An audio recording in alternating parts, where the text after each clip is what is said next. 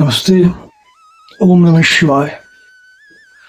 दोस्तों, अंतर यात्रा चैनल के लिए साप्ताहिक वीडियो जो हम बना रहे हैं उसमें आज का टॉपिक धर्म से ही जुड़ा हुआ है।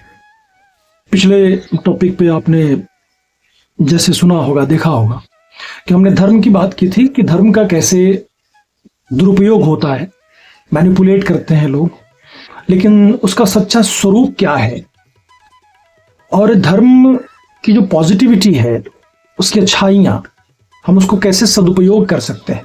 आज हम उस पर बात करते हैं। देखिए, धर्म जो है ना, वो धृ धातु से बना है और धर्म का जो अर्थ है,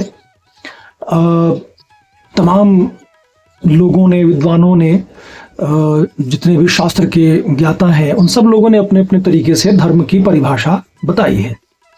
लेकिन बहुत सिंपल तरीके से देखें तो मनुष्य को जन्म के साथ ही कुछ कर्तव्य दिए जाते हैं, कुछ मिलते हैं, उनका पालन करना होता है और जो कर्तव्य आपको जन्म से मिलता है वही आपका धर्म है।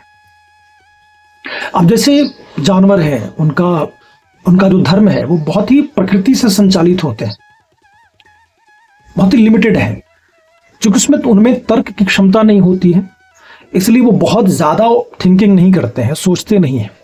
प्रकृति से जो उनको इंडिकेशन मिलता है उस हिसाब से उनका जीवन चल रहा होता है। हम इंसानों में क्या है कि हमें सबसे उत्कृष्ट माना गया है प्राणियों में, जीवित प्राणियों में। तो उनमें कुछ मैनुअल्स दिए गए हैं और जो मैनुअल्स हैं जन्म के साथ ही मिलता है, वही धर्म है आपका। अब देखिए, धर्मों में क्या है, बहुत पिछले वीडियो में हमने बात की थी रिचुअल्स के बारे में। तो वेदों में भी कर्मकांड है ना। वेदों का अगर आप देखेंगे तो उसके 6 वेदांग हैं, मतलब 6 अंग हैं उसके। सूक्त है, कल्प है, व्याकरण है ना, इस तरह से 6 भाग हैं उसके।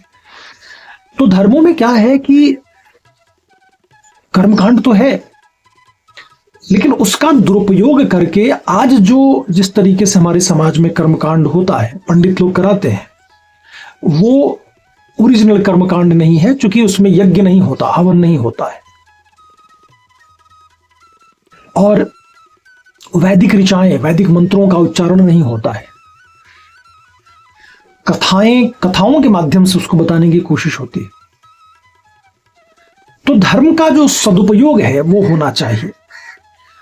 अपने सनातन धर्म में सबसे जो सर्वोच्च है, सबसे जो प्रामाणिक है, जिसको हम सबसे ज्यादा ऑथेंटिक मानते हैं, जिसपे कि लुक अप टू करते हैं कि मतलब ये एक ऐसा शास्त्र है जिसके बियॉन्ड कुछ नहीं है, जो वेद की मैं बात कर रहा हूं। तो वेदों में कर्मकांड है, वेदों में ज्ञान कांड भी है अलग से। उन सबको अगर आप जोड़ते हैं तो देखते हैं कि वेदों में एक बहुत खूबसूरत एक मैनुअल है वेद। अब आज के समय के हिसाब से वेद कितना रिलेवेंट है, इस पे बात करते हैं। बहुत लोग कहते हैं कि वेद तो बहुत प्राचीन है, 5000 साल से ऊपर प्राचीन पुरानी किताब है, तो उसका आज क्या महत्व है। देखिए, क्या होता है, मैनुअल्स कभी पुराना नहीं होता है। मैं ये मानता हूं कि जैसे कोई डिवाइस हम खरीदते हैं तो साथ में मैनुअल्स आता है, तो मैनुअल्स तो वही है ना कि जो डिवाइस को चलाना कैसे।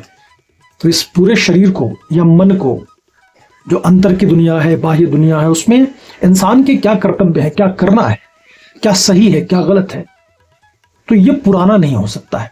वेदों में वही लिखा हुआ है, इसलिए वेद आज भी बिल्कुल वैसा का वैसा है। वेदांत जिसको कहते हैं, या वेदों का जो निचोड़ है उपनिषद है, उपनिषदों का जो निचोड़ है वो गीता है, श्रीमद् भगवद गीता।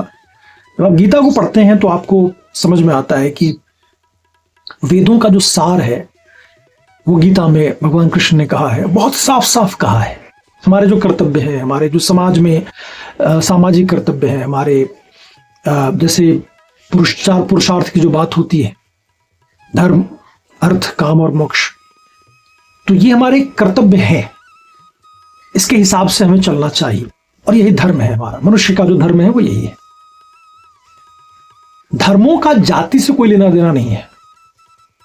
जाति हमारी ये सामाजिक डिस्ट्रीब्यूशन है, सामाजिक सेटअप है। तो धर्म का जो सच्चा स्वरूप है, जो ओरिजिनल उसका मूल स्वरूप है, बड़ा खूबसूरत है, बहुत ही अच्छा है। बाकी अलग अलग पंथों ने, अलग अलग संप्रदायों ने अपने अपने हिसाब से बहुत सारे मैनुअल्स बना लिए और उसको कहा कि ये ईश्वर ने दिया। लेकिन मैं ये मानता हूं कि जो ईश्वरीय मैनुअल है वो सबसे ज्यादा ऑथेंटिक है, वही हम मनुष्यों के लिए सबसे अच्छा है, सदुपयोगी है। जैसे क्रिश्चियनिटी में जो किताब है बाइबल है, इस्लाम में जो कुरान है, इस तरह से तमाम संप्रदायों में अलग अलग किताबें हैं।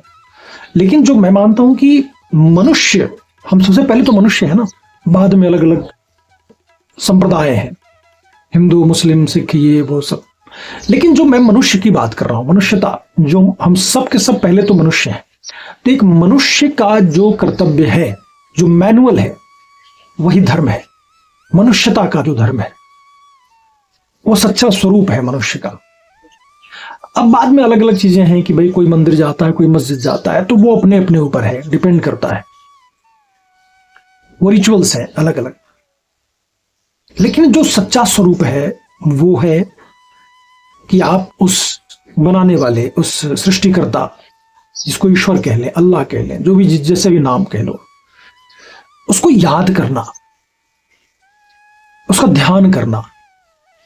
और जो बाहरी दुनिया में हमारे कर्तव्य हैं, माँ बाप है, पत्नी है, बच्चे हैं, समाज है, गुरु है, कृति है, इन सब के प्रति, जीव है, उनके प्रति जो हमारा कर्तव्य है उसका सही से पालन करना, यही धर्म है। सिंपल सा, बहुत ज्यादा स्कूल जाते नहीं है। तो ये धर्म है और यही सच्चा उसका सदुपयोग करना है। जब हम धर्म का सच्चा सदुपयोग करते हैं तो धर्म हमें फल देता है, फलित होता है, हमारे अच्छाई के लिए होता है, उसका जो परिणाम है वो बहुत खूबसूरत है। लेकिन जब हम धर्म का दुरुपयोग करते हैं तो उसका भी परिणाम बहुत बुरा है। इसलिए आपने सुना होगा कि इस दुनिया में आज तक जो इंसानों का कत्ल हुआ है या मर्डर हुआ है या मरे हैं, वो धर्म के नाम पे हुआ है। तो वो धर्म के दुरुपयोग की वजह से हुआ है। धर्म के नाम पर हम लोग बांटते हैं, धर्म के नाम पे अलग अलग तरीके का प्रपंच रचते हैं, अलग अलग राजनीति करते हैं। जो पिछला वीडियो था हमने कि धर्म की राजनीतिकरण कैसे हुआ है। मैं मानता हूं धर्म का हमेशा सदुपयोग होना चाहिए और धर्म बहुत खूबसूरत चीज है। हम अपने अपने धर्म का पालन करें। मनुष्यता का जो धर्म है वो सर्वोपरि है, सर्वोच्च है। उस पर अगर हम चलें तो हम सब बहुत अच्छे से रहेंगे, खुश रहेंगे। और चलिए आज के इस वीडियो में इतना ही। हम सब मनुष्य हैं, सबसे पहले याद रखें, और हमारा जो धर्म है, जो हम जैसे हमने बताया, उस पर हम चलें तो हम बहुत खुश रहेंगे। कोई विवाद नहीं होगा, कोई बुरा परिणाम देखने को नहीं मिलेगा, अच्छा परिणाम होगा सिर्फ। आज की इस वीडियो में इतना ही। अगर आपने सब्सक्राइब नहीं किया है तो कर लीजिए। मिलते हैं अगली वीडियो में एक नए टॉपिक के साथ। तब तक के लिए अपना ख्याल रखें।